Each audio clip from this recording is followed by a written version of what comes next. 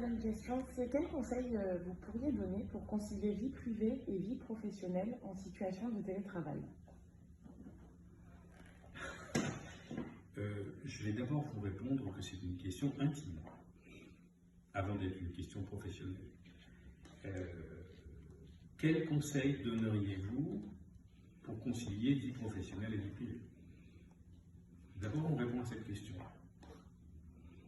Et une fois qu'on a répondu à cette question, on répond à celle d'après, c'est en télétravail. Aujourd'hui, avec ou sans télétravail, la conciliation de la vie professionnelle et de la vie privée est un vrai sujet. Moi, par exemple, je vais vous faire une confidence, sans doute la seule que je ferai. Je déteste travailler chez moi. C'est pas le télétravail. Je parle d'avant la crise, d'avant le télétravail. Je n'aime pas travailler chez moi.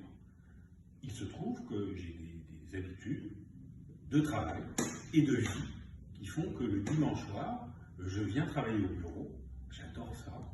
Les enfants sont couchés, il est 20 h, je ne regarde pas le film le dimanche soir et je viens préparer ma semaine.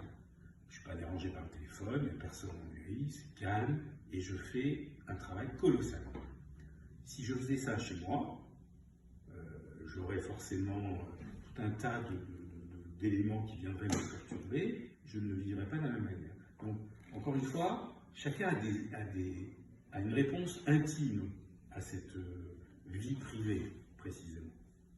Ensuite, évidemment, je suppose, mais je trouve que c'est dangereux d'en faire un préalable, qu'il faudrait aménager chez soi un lieu dédié au télétravail. Mais c'est facile quand vous avez une grande maison.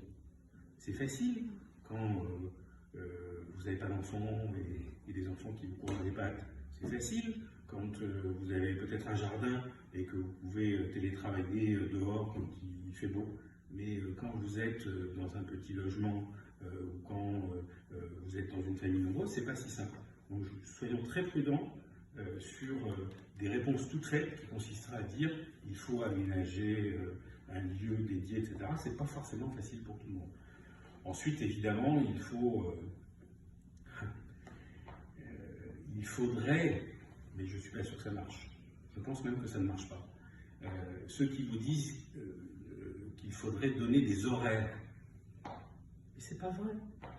La personne qui est en télétravail, qui a une insomnie à 2 h du matin, est-ce qu'elle n'a pas le droit, et je vais décider moi qu'elle n'a pas le droit de se lever pour aller régler un dossier?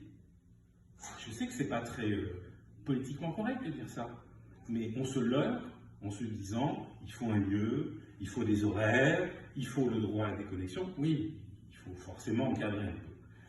Mais ça suppose une autre relation sur toutes ces normes, justement. Moi je suis favorable à faire tomber un peu tout ça. Voilà.